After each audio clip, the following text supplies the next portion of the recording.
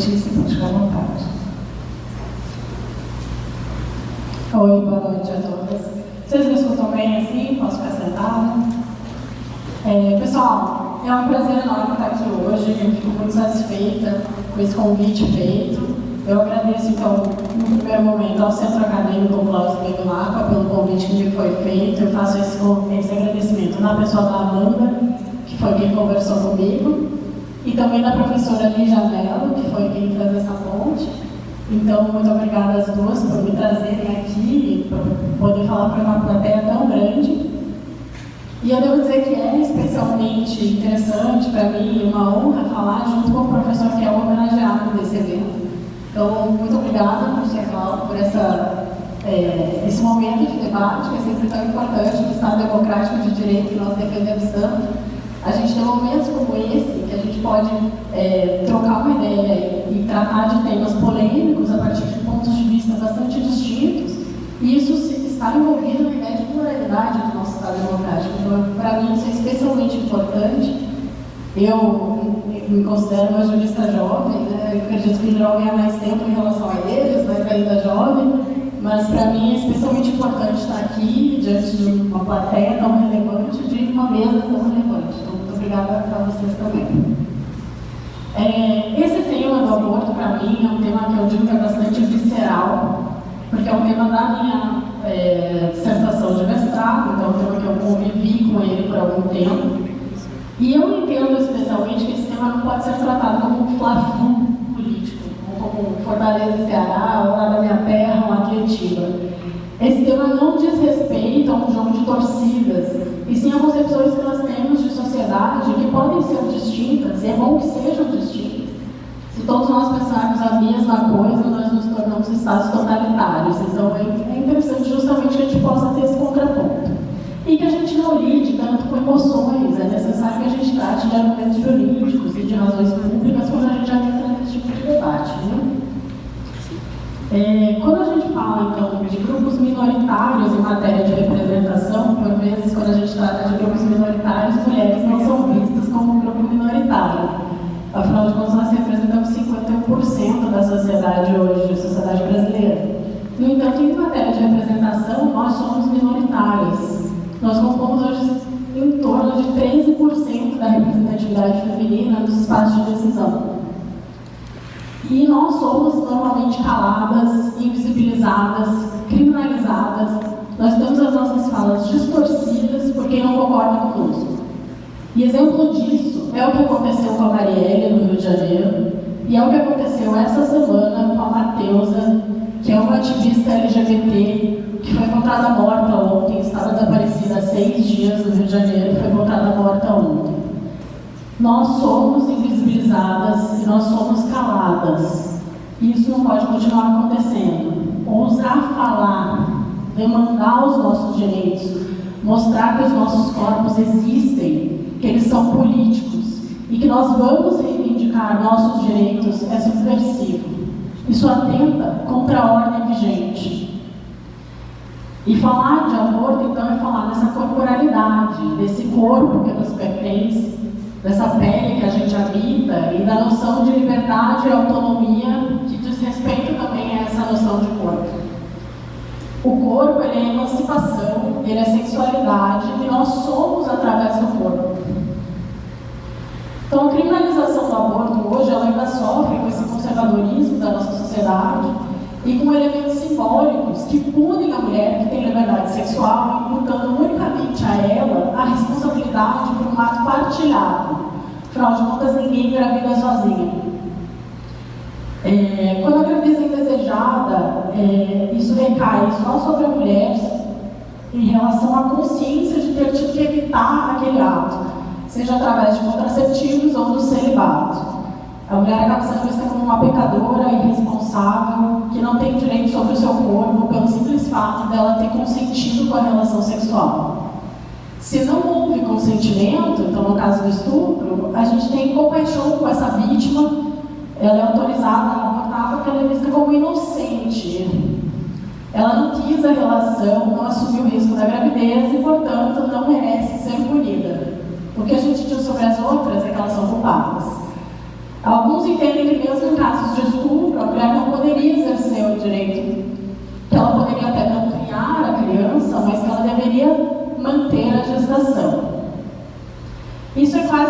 dizer que a mulher deve encher seu corpo de hormônios e se prevenir de gravidez, até mesmo as indesejadas, através do estupro, para evitar esse tipo de gestação. Então, você não quer gravidez de forma alguma, nem mesmo se aconteceu algo absurdo que você quer o estupro, então use a pílula.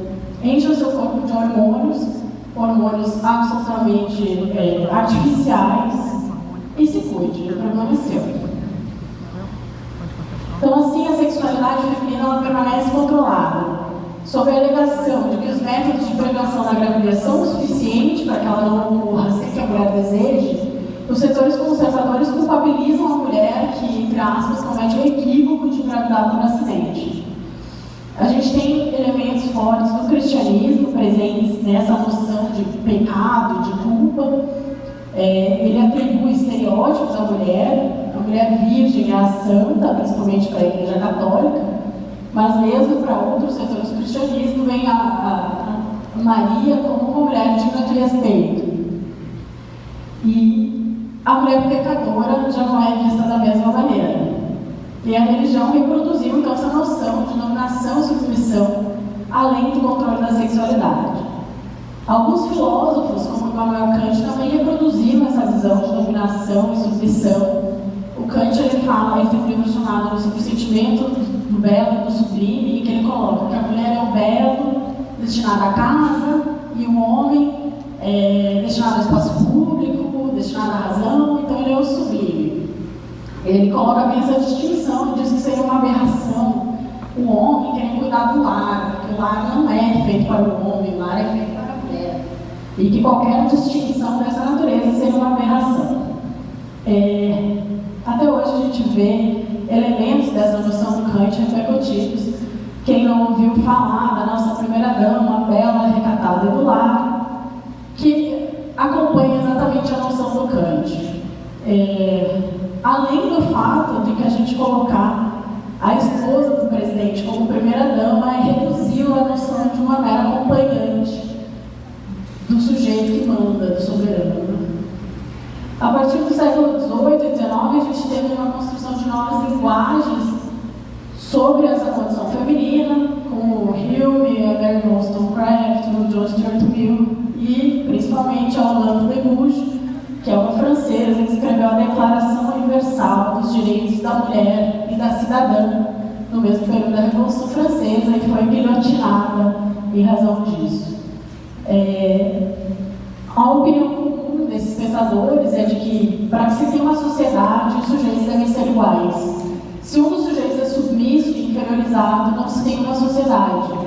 As mulheres são degradadas, inferiorizadas e muitas vezes infantilizadas, e os homens entendem que podem decidir por elas, o que se percebe na questão do aborto, na medida em que os representantes, uma maioria masculina, decidem pelas mulheres que elas não têm o direito de escolher interromper a gestação por conta própria.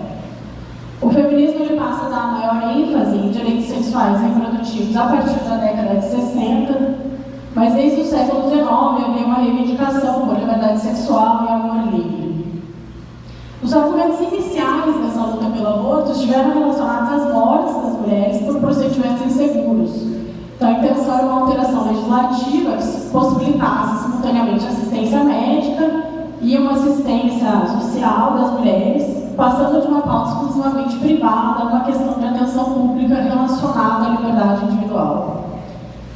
A Marcia Tiburi, ela fala que o aborto é a mais perfeita metáfora do moralismo, uma metáfora do mal, construída pelo olhar desrespeitoso contra as mulheres, que está na base fundamental do discurso patriarcal. Os homens decidem jurídica e politicamente, inclusive sobre questões mais fundamentais, como a nossa privacidade. Nas palavras da Maike Gerst, que é uma alemã, a situação da mulher, em relação mesmo em lugares em que o aborto é permitido, é que, ao invés de ter então, a ameaça do direito penal, as mulheres têm a chicote da moral. Então, de uma forma ou de outra, entre moralidade e criminalidade, as mulheres estão submetidas a essa análise da moralidade, conteúdo moral do aborto. E a Simone de Beauvoir ela fala que os homens tendem a encarar o aborto com displicência, considerando essa situação da gestação como um dos numerosos acidentes que a natureza, essa sim é maligna, condenou as mulheres a passarem. Então, na medida que a gente entra na discussão sobre a vida do embrião e o desejo da mãe, o discurso contrário ao aborto, ele se manifesta como um discurso de bem, pró-vida. Mais profundamente, ele se revela como o controle do corpo e do desejo femininos. A noção da maternidade quanto um destino da mulher é evidenciada, na medida em que o desejo de não ser mãe é visto como algo impensável, digno da punição simbólica à mulher pela sua negação. A mulher grávida é vista pela sua condição na identidade sacro-santificada da maternidade, não pela singularidade humana. Então, o que está no cerne da gravidez é o embrião e não a gestante. Na visão da filósofa do direito Catherine MacKinnon, estadunidense, o estado político que tem o feto hoje demonstra que não há igualdade entre homens e mulheres. A tentativa de se estabelecer uma proteção jurídica a um feto em detrimento aos direitos da mulher mostra que, de fato, não se pode visualizar a igualdade plena entre os gêneros. Há um conteúdo objetificante da mulher, construído por homens e reproduzido por homens e mulheres. As mulheres seriam vítimas de um cinismo masculinista, também na palavra da Marcia Tiburi, em que o evidente interesse de não permanecer grávidas, contido na prática do aborto, acaba sendo traduzido como um tabu, mantendo-se a mulher enquanto um sujeito enganado que não tem capacidade de exercer as suas liberdades. As mulheres são afastadas do debate político ou influenciadas por noções concebidas por homens sem questionamentos. Negar o aborto, nesse sentido, é fazer da mulher um meio a um fim com o qual ela não concorda e não consente, o que não seria ético ou moralmente tolerável. A escolha não cabe ao embrião. Ele é mera potência de existência, submetido à potência do desejo ao seu redor, mas sem capacidade de linguagem ou de desejo. A não submissão do embrião à falta de desejo de maternidade, ou a submissão da mulher à maternidade ainda sem consentimento e vontade, denota uma lógica de soberania do embrião e submissão da mulher. Então, a noção de consentimento é essencial, seja quando a gente fala da relação sexual, seja quando a gente fala da relação de maternidade. A defesa da moralidade do aborto sempre foi uma preocupação do movimento feminista. Ele afasta a ideia de que o feto seja desde logo uma pessoa para o direito, ou que tenha um direito a nascer, dando espaço à defesa do domínio da mulher sobre o próprio corpo e da possibilidade de escolha pela maternidade. Então, a lei penal restritiva, ela não impede a prática, mas impõe uma ameaça, serve para manter o aborto na clandestinidade e impõe um recorte de classe em que ricas pagam e pobres morrem. A clandestinidade, sim, ela opera consequências perversas, porque ela dá caráter abjeto e angustiante à operação. Saber que está envolta a criminalidade causa desconforto psicológico e o procedimento em si pode ser seguido por dor, doença e morte, que tomam a forma de um castigo como uma penitência pelo pecado praticado pela mulher de sexualidade livre. Nos locais em que o aborto é permitido, por outro lado, as mulheres relatam que o procedimento traz alívio e que voltam às suas vidas normalmente.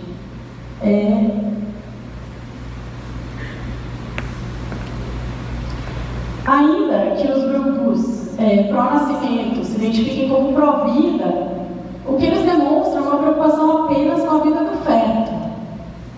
Ademais, para se considerar que há uma violação à vida do feto, seria necessário considerá-lo como uma pessoa, algo que a nossa legislação não faz. A legislação determina que a pessoa física é aquela que nasce com vida. O nosso sistema também permite o uso da pílula do dia seguinte e do DIU, que, segundo a lógica de que a vida começaria na concepção, seriam métodos criminosos, uma vez que são abortivos e seguem sendo utilizados. Voltando então à missão do aborto, ela é, diante disso tudo, uma representação metafórica do controle da sexualidade feminina. Ao mesmo tempo que não há um equivalente aos homens, que têm a gestação como mero acidente biológico, e as mulheres estão condenadas. O aborto é um mal que impede que novos seres inocentes venham à vida. A mulher é um ser maligno que mata uma criança.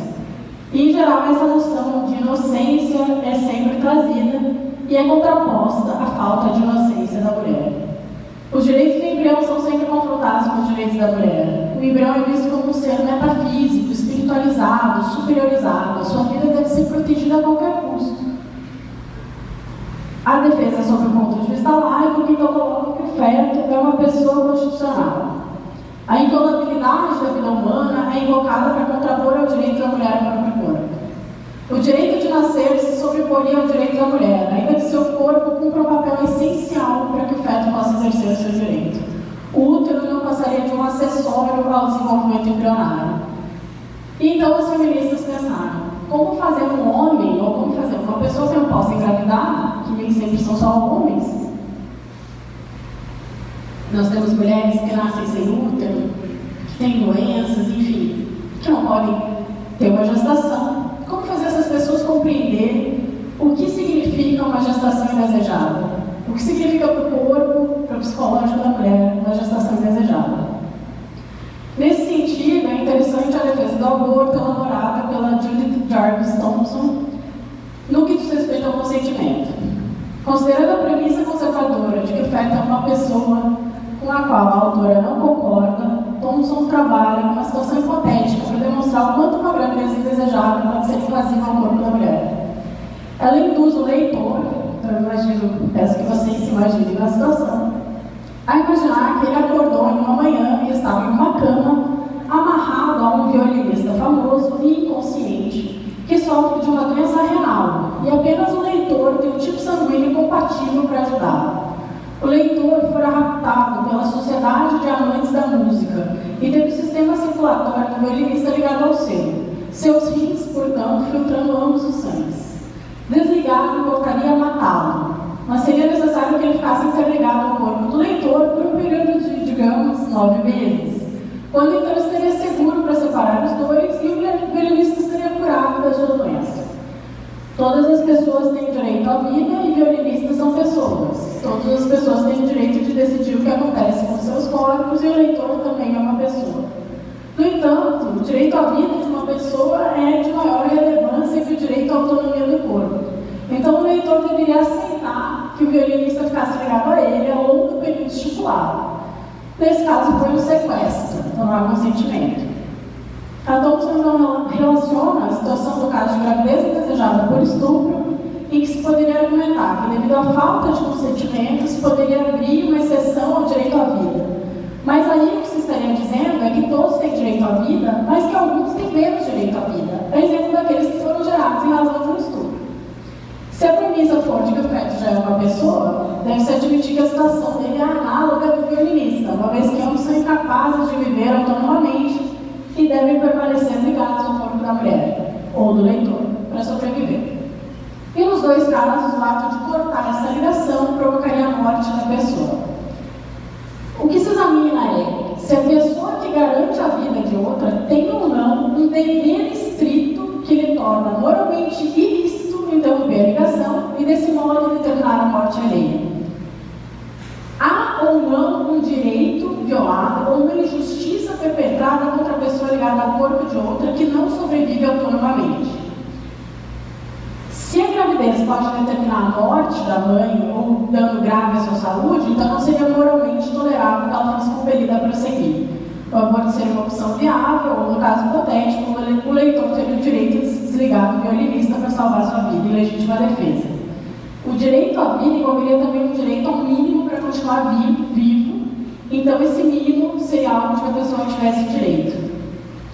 Há casos em que seria razoável, mas ainda assim não coloca a pessoa no direito de receber o tratamento.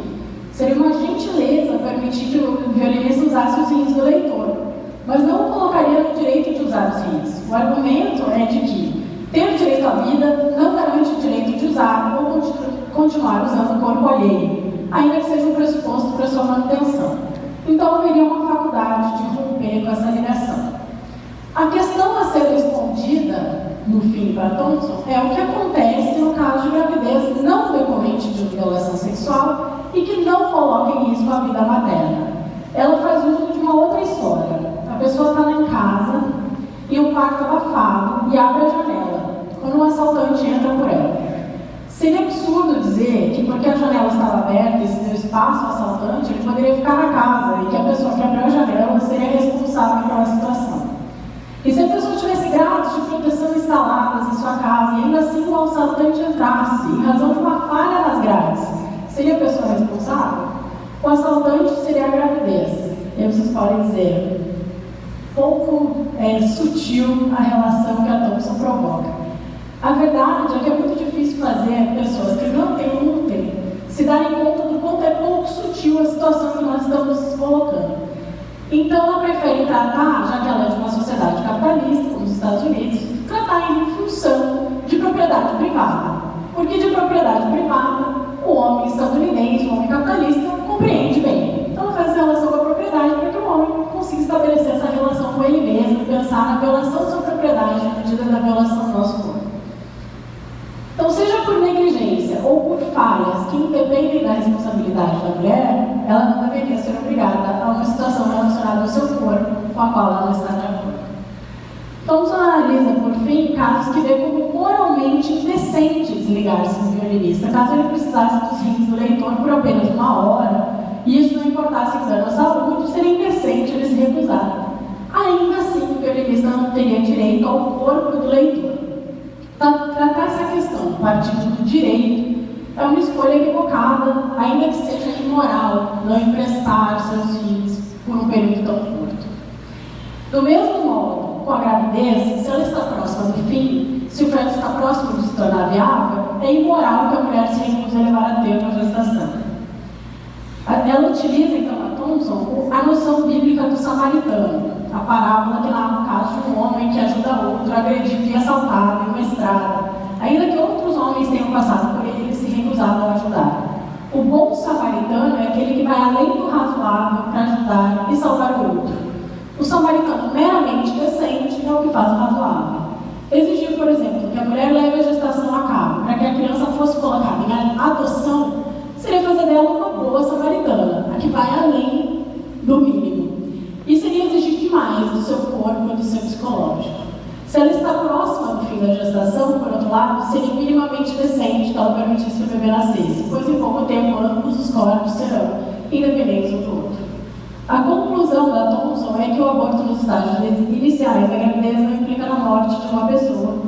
E, ademais, em nenhum caso, as leis penais obrigam indivíduos que não foram condenados por nenhum crime a sacrificar sua integridade física para preservar a vida de outros, principalmente uma vida em potencial que não guarda o status de pessoa. Por outro lado, caso não se sacrifique a integridade física individual, incorre a pessoa no crime. Então, o paradoxo para ela é evidente.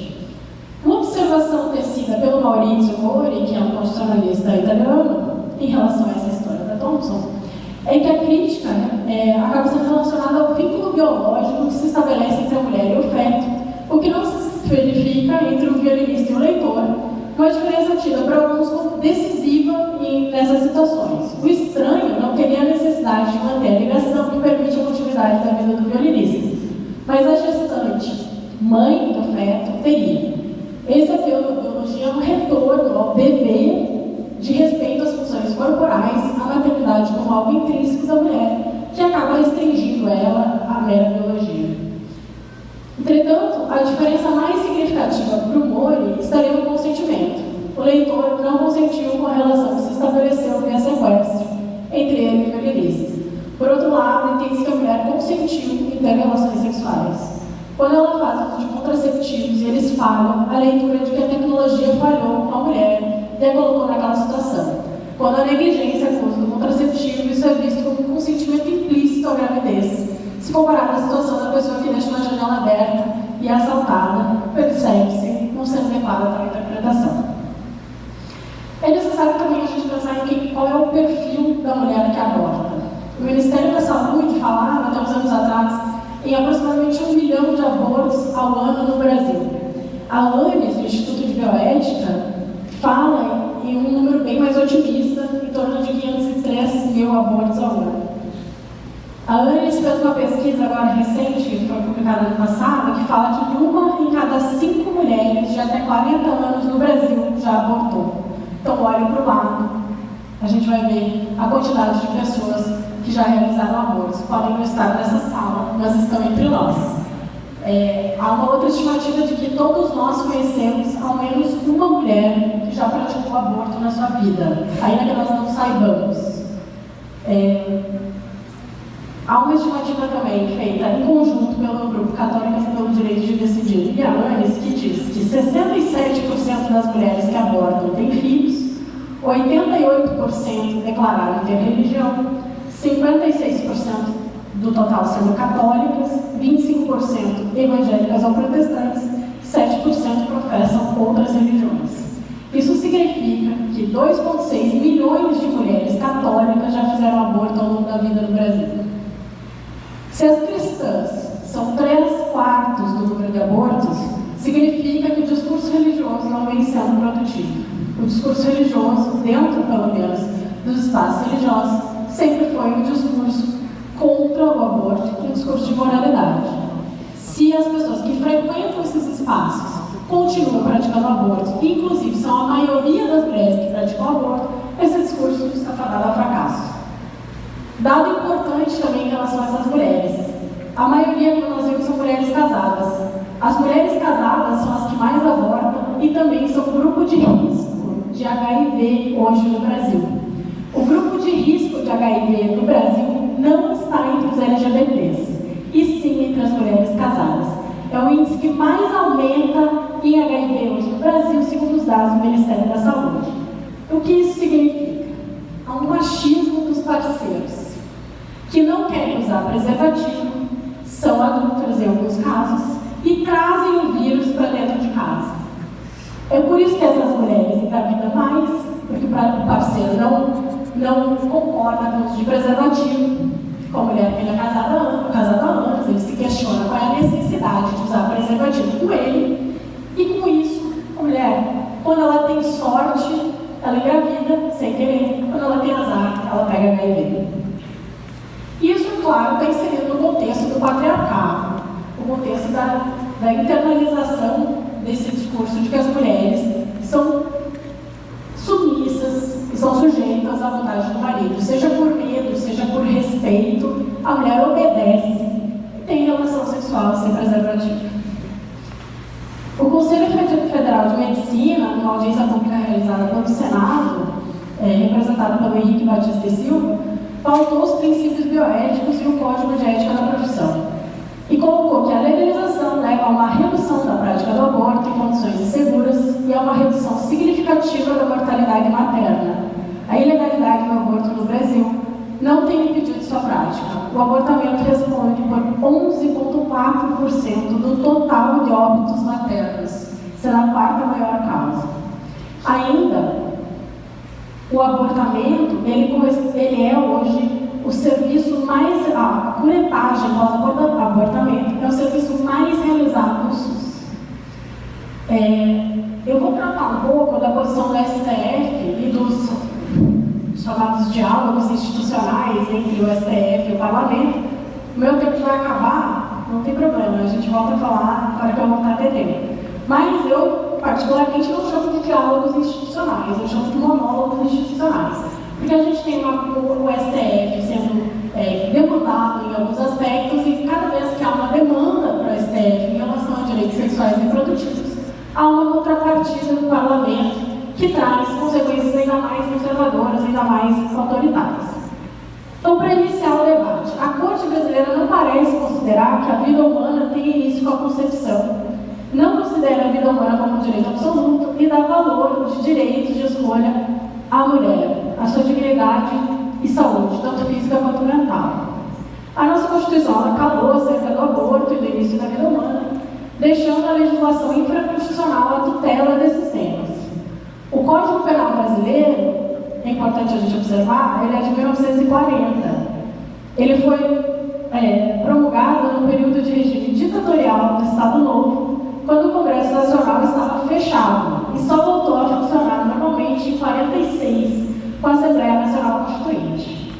Então, a autonomia reprodutiva da mulher era uma questão alheia às preocupações da sociedade machista e patriarcal, ou devo dizer, ainda mais machista e patriarcal, no período em que o Código foi editado, o que é evidenciado com o uso de expressões que denotam uma evidente discriminação contra a mulher, como é o exemplo do termo mulher honesta, usado em 3 artigos do nosso Código para reduzir a penalidade de crimes praticados contra a mulher desonesta. O que era praticado contra a mulher honesta tinha uma punição maior.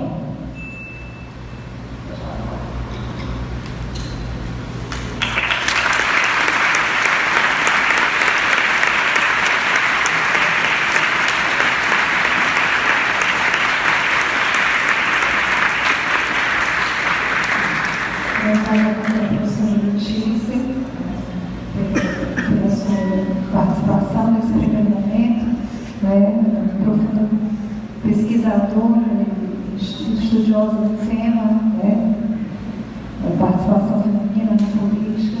E esse tema, gente, que a gente está tratando hoje é um tema extremamente árduo, nunca foi fácil de tratar. A gente estava conversando sobre isso com alguns alunos hoje à tarde, que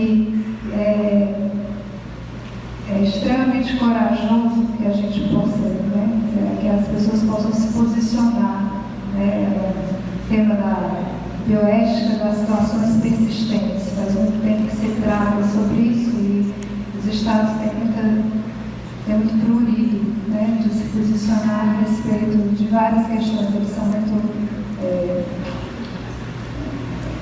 inconsistentes, quando tratam sobre esse assunto.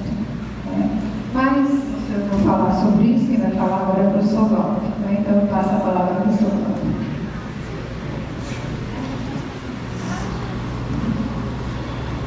Eu cumprimento a todos nessa noite, agradeço a presença daqueles que vieram para esse momento tão singular, agradeço a presença da professora Letícia. Algumas coisas, Letícia, eu realmente não consegui ouvir a sonoridade para quem está aqui, não acho que é tão bom para quem está lá, mas procurei prestar atenção ao que deu para captar, para que eu possa corresponder na minha fala. A discussão da cosmovisão, a discussão se nós vivemos numa sociedade patriarcal, não patriarcal, quais seriam as alternativas a isso, uma discussão muito interessante. Mas eu não vou me deter tanto nela, porque para mim há um tema aqui muito mais relevante do que esse no momento, que é exatamente nós entendermos o status da vida humana. Mas eu antecipo que me opor ao aborto não me coloca na posição de estar em oposição às mulheres. Primeiramente porque 50% das crianças abortadas provavelmente serão do sexo feminino. Em segundo lugar, porque há uma situação, pelo menos em relação ao aborto, no qual eu estou do lado das feministas. É porque lá na Índia, na China, populações imensas, e muito estímulo ao aborto, prefere-se o aborto seletivo de mulheres, porque tem grande potencial reprodutivo. E naquele lado as feministas são contra o aborto, porque é seletiva depois da identificação do sexo feminino. Então eu estou com elas também lá em defesa das mulheres e também dos homens que estiverem no ventre. Outra coisa também importante de se falar é que o aborto nunca foi uma coisa feliz, uma alternativa feliz para as mulheres que o praticaram. 25% das mulheres que abortam frequentam continuamente um psiquiatra, 60% experimentam estresse emocional pós-aborto, desordens e estresse pós-traumáticos. As mulheres que abortam têm 138% mais probabilidade de serem hospitalizadas para tratamento psiquiátrico do que as que não abortaram. As mulheres que abortam são 7 vezes mais propensas ao suicídio do que as outras mulheres. De 30% a 50% das mulheres que abortaram têm alguma disfunção sexual, sem falar em problemas de insônias, pesadelos, dificuldade de relação com criança. E às vezes a pessoa que faz muitos abortos, quando resolve ter um filho, ela não consegue mais ter afeição ao filho, porque passou a ter uma visão de descartabilidade da vida humana. E essa experiência foi constatada não em outro lugar, mas na União Soviética. Na época da Revolução Russa, diziam que a proibição do aborto era coisa da burguesia, coisa do capitalismo, criaram uma legislação pró-aborto, mas perceberam que depois de a mulher fazer muitos abortos, o filho que ela desejava então ter, ela já não dava-lhe afeição, ela passava a ter uma visão de descartabilidade e não conseguia mais se relacionar bem, aumentou a delinquência. Eles passaram a proibir o aborto e essa proibição durou até um pouco depois da morte de Stalin na União Soviética. A experiência do aborto também não foi boa na Polônia. Depois da saída do regime comunista, a legislação veio a ser mais restritiva. Há um clamor na Austrália para que haja restrições ao aborto, por causa do número absurdo de abortos que lá acontecem. E nos Estados Unidos cresce cada dia o número de pessoas que estão fazendo oposição ao aborto. Dizer que o aborto é uma escolha da mulher é deixá-la sozinha, é uma maldade. Há uma pesquisa nos Estados Unidos que diz que 64% das mulheres que fizeram aborto afirmam que não teriam feito se tivessem tido o apoio da família, particularmente do homem. Muitas vezes é o homem que quer se livrar do problema, para não ter que ter os encargos correspondentes. Então essa mulher recebe a pressão da mãe, do pai, em um lugar que é permitido aborto, dos amigos, das amigas, para que ela possa fazer aborto, e no final das contas a escolha é dela. Então ela vai fazer uma escolha sob pressão, em grande parte não foi algo que ela faria se não tivesse essa pressão, mas a responsabilidade vai ser inteiramente dela. Inclusive tem um filme, Blood Money, que é sobre o aborto nos Estados Unidos. A apresentadora é a sobrinha de Martin Luther King. Ela vai dizer que lá nos Estados Unidos o aborto é um instrumento para acabar com a população negra. Quem defendeu a legalização do aborto nos Estados Unidos foi um movimento que hoje tem o nome de Paternidade Planejada, liderado por Margaret Sanger. E essa mulher, ela tinha um periódico, que era o Boletim de Controle de Natalidade, onde escreviam médicos que na época estavam tendo alta projeção no regime nazista na Alemanha. Ela era racista e a favor da eugenia. E o racismo dela era particularmente contra os negros. Como muita gente diz por aí, na favela aí é melhor que tivesse aborto. Não são os militantes, os pobres que estão dizendo isso, não. São os mais ricos. Eu já fui palestrar contra aborto em certos locais, onde empresários estavam presentes, e recebi uma rejeição enorme, porque eles diziam: não tem que ter aborto, que é para acabar com esses favelados, essas pessoas que estão criando problemas para a sociedade. E ela mostra, a sobrinha de Martin Luther King aqui nesse documentário, que a maioria dos abortos acontece entre os negros, a maioria das clínicas de aborto estão nos bairros negros nos Estados Unidos. Então é como se fosse uma verdadeira política racial na prática. Nós podemos perceber aqui no Brasil que a Luísa Lena era do PSOL, era de esquerda, mas ela foi contra o aborto.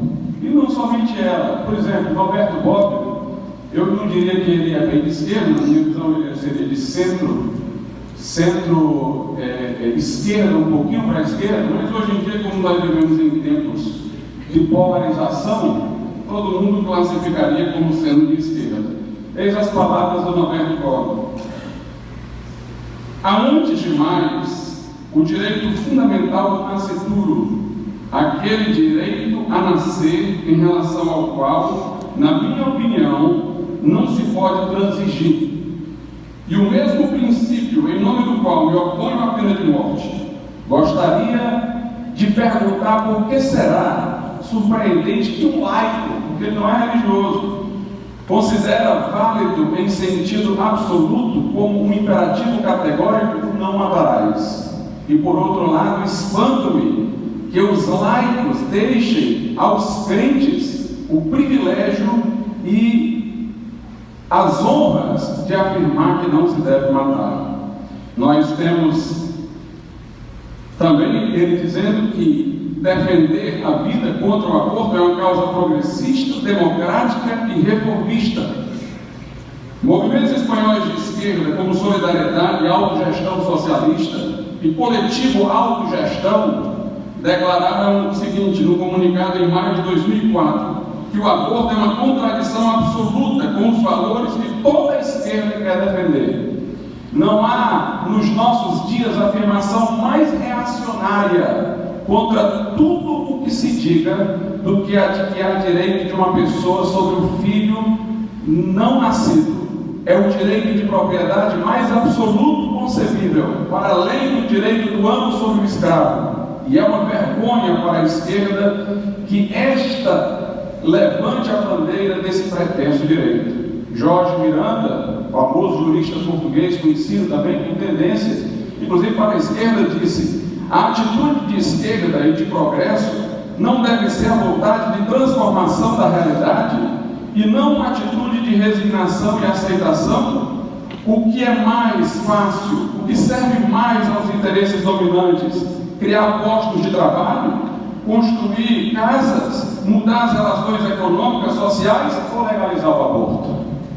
Então nós percebemos que até pessoas de esquerda são capazes de ver que não é esse o caminho. Nesse documentário, a Luísa Helena fala por diversas vezes, dizendo: esse é o caminho mais fácil para os poderosos. É dizer, descarte. O caminho mais difícil é o que a Constituição diz: é haver o apoio à maternidade e à infância. Eu quero que a mãe pobre seja igualada à mãe rica, mas com apoio à maternidade, não no direito de matar, nem para uma e nem para outra.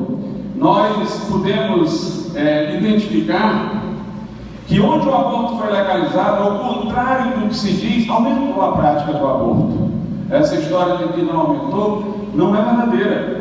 Aliás, estatísticas eram dadas para mostrar quantos abortos aconteciam antes da legalização, que eram tão inverídicas que eles relatavam um número de abortos maior do que o número de nascimentos. Maior do que o número de nascimentos. E como é que você pode saber quantos abortos acontecem quando ele é clandestino? Como é que você pode ter os números exatos se ele está acontecendo de forma ilegal, oculta, se a pessoa que o está fazendo tem vergonha de trazer a público exatamente porque na situação vigente seria considerado um crime? Como é que se saberia exatamente o número? Depois que o aborto é legalizado, passam a colocar nas estatísticas só os abortos que foram feitos de forma pública e legal. Ignoram que estão ainda a acontecer abortos de forma clandestina.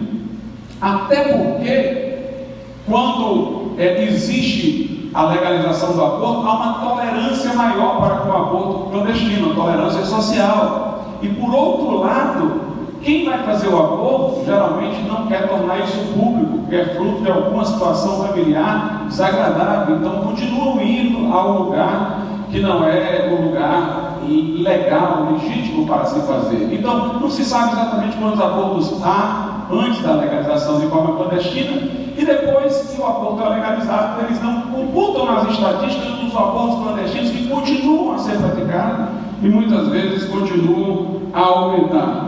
Vou lhes dar aqui algumas referências numéricas.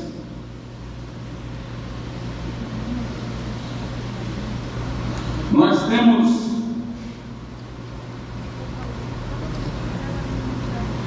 o seguinte: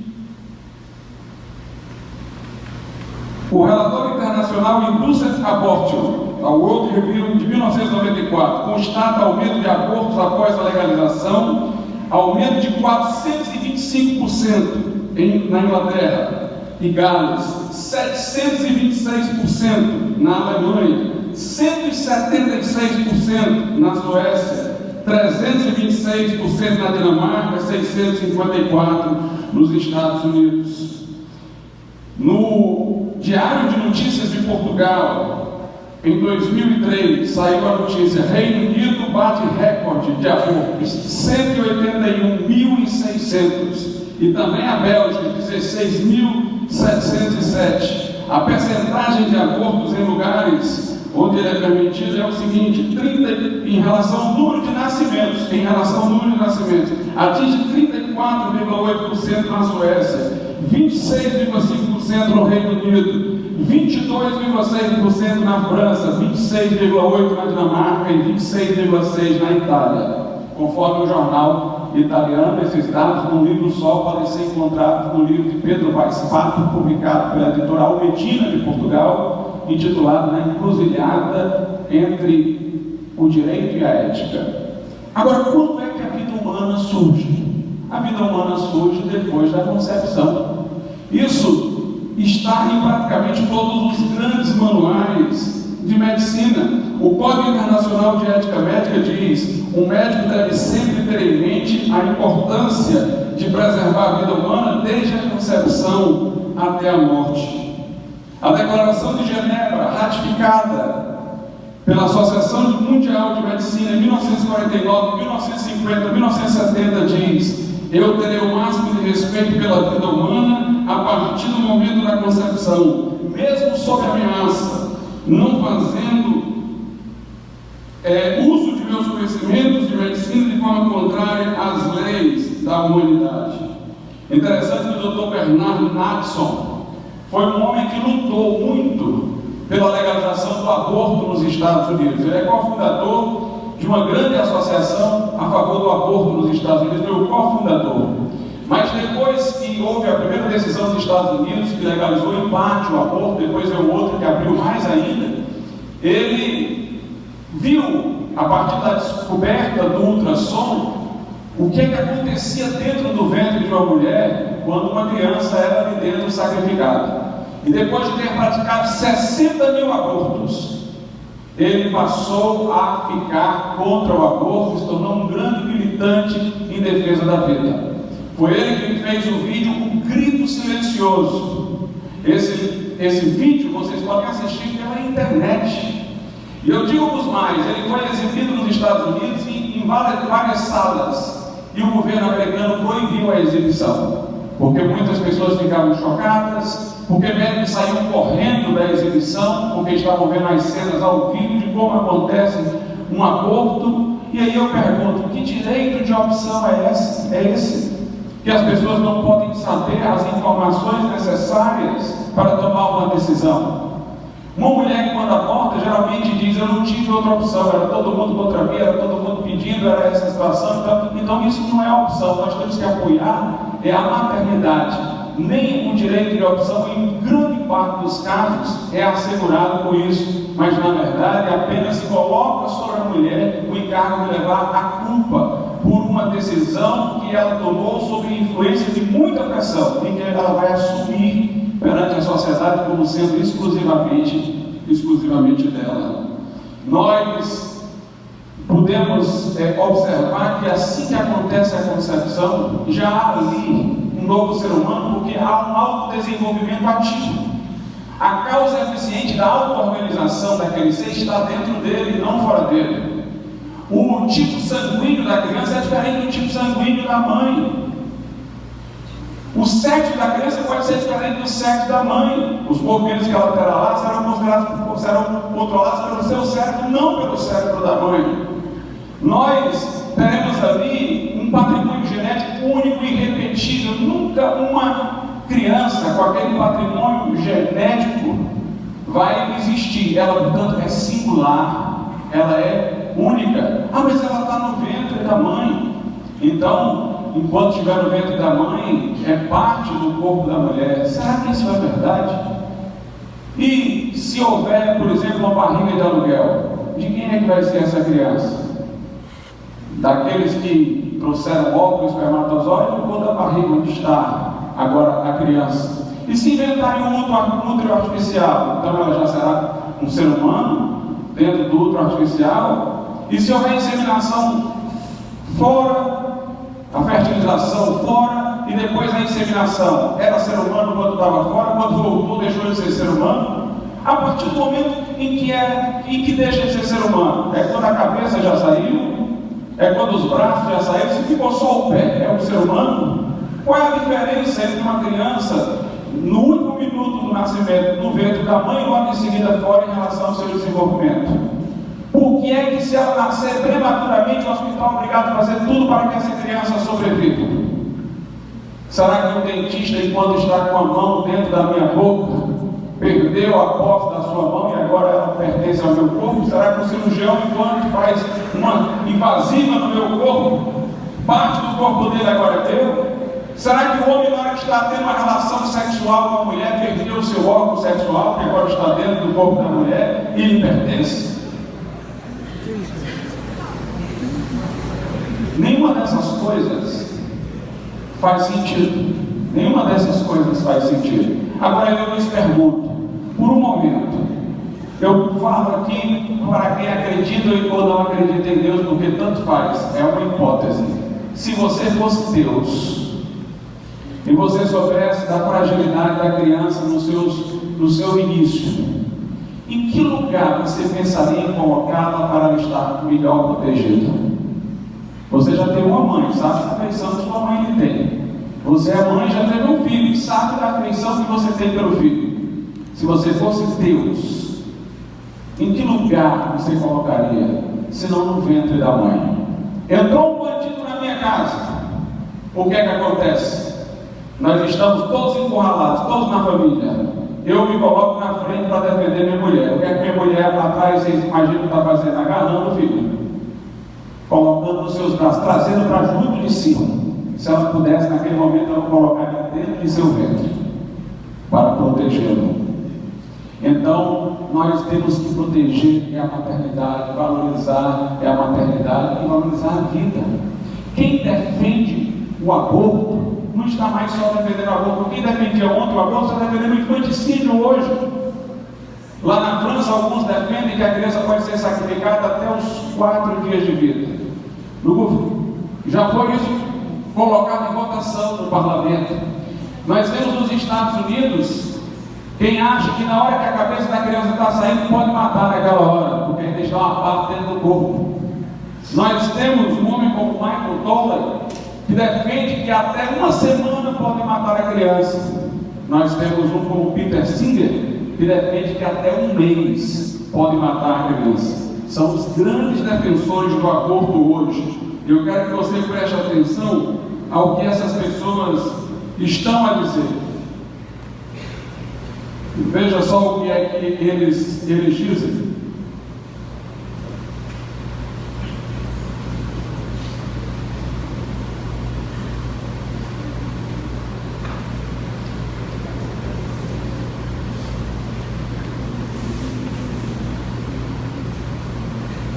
O Peter Singer, ele diz que uma criança é igual a um animal, enquanto ela ainda não tem autonomia. E o deficiente mental, da mesma forma. Ele diz que essas pessoas deveriam ser sacrificadas para experimentação científica, ou se um dia a humanidade tiver gosto pela carne humana, elas deveriam servir de alimento. É o que ele diz acerca do aborto. E o Toller diz: a discussão não é se é vida ou se não é vida, porque é vida. A questão é que nem sempre sacrificar uma vida é uma coisa errada. Então, todos esses autores defendem isso, o neonaticídio. Inclusive os militantes dos Estados Unidos, para não entrarem na luva do infanticídio, eles dizem que é um neonaticídio, uma palavra nova. Toda vida que você quer encontrar legalização para uma coisa que a lei não permite, você inventa uma palavra nova para dizer, não é infanticídio, é neonaticídio. A criança, assim que nasce, ela ainda depende da mãe. Da mesma forma que no ventre ela precisava alimentar-se pelo que lhe vinha da placenta, e a placenta foi criada exatamente porque sem a placenta a mãe rejeitaria o filho como um corpo estranho. A placenta é uma construção para poder um corpo estranho ficar lá dentro, exatamente porque é uma pessoa distinta.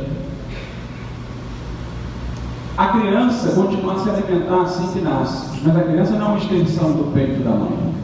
A criança é independente do peito da mãe. As pessoas dizem, a criança não tem autonomia. Sim. E muitas pessoas, já adultas, sofrem um acidente, não têm autonomia. Nós vamos descartá-las. Dizia Hans Jonas, o ser é melhor do que o nada. O ser já é um valor, porque o ser é capaz de ser comparado. O nada não é comparado com nada. Mas o ser você pode comparar, esse é melhor do que esse é maior do que aquele. Então o ser é comparável. Aí ele dizia Então todo ser luta para continuar sendo. A criança tem pelo menos um desejo no ventre da mãe, é o desejo de viver. E as cenas mostradas por Bernard Natson mostram como ela quer viver, como ela luta para sobreviver contra os elementos que vão levar ao aborto. Ela luta pela sua sobrevivência. E nós, diz Hans Jonas, somos seres inteligentes, capazes de ver isso, que o ser é melhor do que nada, que o ser quer sobreviver. Então nós deveríamos ajudar a natureza com a nossa inteligência. Nós somos os únicos seres desse mundo que somos responsáveis para fazer a vida ser preservada. E ele disse: a vida deve ser preservada onde ela é mais frágil. Os seus dois momentos de maior fragilidade, o momento seminal e terminal. Proteger a criança no ventre e proteger a criança e proteger o idoso no final. Proteger onde há fragilidade. Não precisa ser religioso para concluir isso. Você só precisa de duas coisas. Primeiro, quando começa a vida? É um fato objetivo. Há autodesenvolvimento ativo, há uma causa eficiente interna da própria organização da criança assim que ela é concebida. Ele tem um patrimônio genético único, aquela criança vai ter tipo sanguíneo diferente, vai ter impressão digital diferente, vai ter a sua própria vida naquele momento. Então a vida começa ali. A outra pergunta que você tem que fazer é essa: se você estivesse em uma situação de vulnerabilidade como aquela criança, você gostaria de ser protegido ou de ser sacrificado? Com essas duas coisas, você resolve o problema sem precisar de religião, sem precisar de nada disso. Aliás, eu acho que a causa da vida é o sonho de Martin Luther King. Porque Martin Luther King disse: eu sonho com todo mundo junto, reunido, pretos, brancos, pessoas de uma religião, de outra. Pois bem, eu não conheço um assunto tão capaz de unir como a defesa da vida. Eu citei aqui pessoas de esquerdas. Quem quiser ouvir aqui a Heloísa Lena vai ter a oportunidade de vê-la defendendo a vida e objetando o aborto, inclusive as estatísticas mostrando que são falsas. Há pessoas de esquerda e de direita defendendo a vida e se opondo ao aborto. Católicos e protestantes têm muitas distinções, mas se unem em defesa da vida. Espíritas, católicos e protestantes têm muitas divergências, mas se unem em defesa da vida. Muçulmanos e cristãos têm muitas divergências, mas se juntam em defesa da vida. Brancos e negros podem ter tido muita tensão nos Estados Unidos, mas para que a sobrinha do Martin Luther King defendendo a vida, e aqui tem muitas entrevistas com a comunidade negra. Esse é um assunto que junta todos nós, é o assunto da vida. Martin Luther King diz: eu tenho um sonho, pois esse sonho dele se realiza quando o assunto é a vida. Nessa hora, os mais diferentes podem estar juntos por um tema em comum, por um assunto em comum, pela defesa da vida. Eu quero lhe dizer uma coisa: tem um ditado popular que diz: o que o olho não vê, o coração não sente. Por que é que as crianças abortadas não são sentidas? Porque nós não as vemos, elas estão dentro do ventre da mãe. Porque as pessoas que deveriam representá-las em sua defesa são aquelas que estão sendo coniventes com o seu sacrifício. Por que é que nós não temos tanta empatia com a criança no ventre? Porque nossa memória existencial não lembra daquele período. Mas nós temos que vencer tudo isso, lembrar que nós estivemos ali, lembrar que nós passamos por aquele momento. Ah, mas o direito da mãe a isso, o direito da criança aquilo. Bem, qualquer direito que você acha que pertença à mãe, que prevaleça sobre o direito à vida do nascituro, é um direito que ela tem porque ela está viva. É um acidente que se agregou à substância, que ela está viva. Um acidente só pesado como uma substância não pode vencer. Se ela não quer criar, a adoção resolve tudo. Não é obrigada a criar, mas não pode é matar. Porque se nós pudermos decidir o que vamos fazer livremente com a vida do outro, esse outro não é uma pessoa, esse outro não passa de uma coisa. Portanto, é preciso preciso que nós tenhamos essa empatia, de saber que nós estávamos lá, que nós já fomos crianças. Como é que você ficaria, sua mãe dizendo, eu abortei o primeiro filho porque eu não quis, o segundo porque eu não quis, aí você o quis ter. Aí você vai olhar para trás e vai dizer, sou tudo que eu fui, de ter sido o terceiro. Se eu tivesse sido o segundo, tinha ido embora. Se eu tivesse sido o primeiro, tinha ido embora. Como é que se vai estabelecer um relacionamento desse tipo? E o pai não é a pessoa que fica totalmente desobrigada, não. Nós temos a lei dos alimentos gravídicos. Enquanto a mulher está grávida, o pai já é obrigado a pagar a pensão alimentícia. Quando nasce, se não quiser estar com a mulher, é obrigado a pagar a pensão alimentícia. Ele também tem os seus encargos de acordo com a lei. O que nós não podemos é considerar a vida como uma coisa descartável. Aqui eu tenho um vídeo, eu Vitória, para quem quiser depois assistir, procurar por aí, da Estação Luz. É uma mãe que tinha teve uma filha com anencefalia, era anencefala. E ela quis ter o filho. A decisão do Supremo foi que poderia haver aborto nesse caso, porque ela equiparava ao natimorto, ia nascer e ia morrer, não tinha vida viável. Mas a criança nasceu e os pais conviveram com ela por 2 anos e meio com muito amor. Você vê cenas aqui do relacionamento da mãe com a criança, vê como a criança interage, sorri, brinca. E um detalhe, assim que a criança nasceu, ela foi levada à UTI, porque sua situação era grave. Aí a mãe chegou na UTI, não sei quantas coisas fora do lugar, irregulares naquela condição da criança. A mãe começou a conversar com a criança e dizer que amava. E os médicos aqui testemunham, na hora que a mãe começou a conversar com a criança, todos os elementos da sua saúde se estabilizaram. As máquinas começaram a mostrar que tudo estava ficando normal. A mãe sabia reconhecer a criança que a amou, apesar da sua deficiência. Muito obrigado.